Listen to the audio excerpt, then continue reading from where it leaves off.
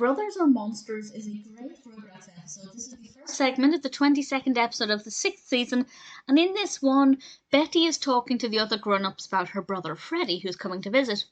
And she talks about how older brothers can be monsters.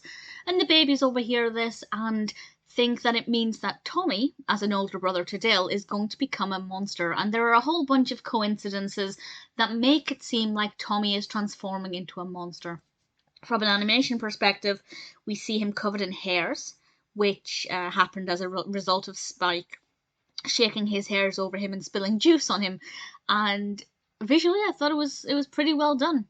I think they could have made him look a tiny bit hairier, but it wasn't too bad. I did still quite like it.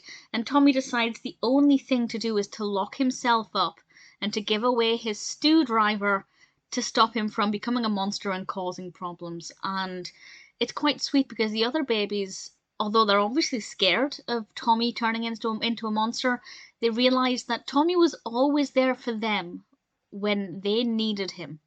So regardless of what happens with Tommy as a monster, they're going to be there for him now.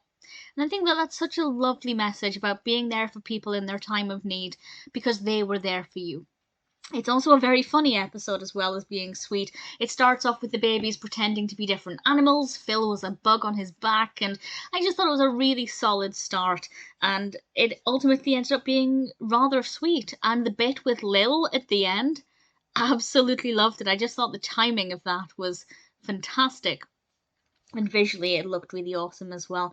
So I really enjoyed this episode. Brothers and Monsters is great fun. It's nice to meet Betty's brother Freddy, albeit very briefly.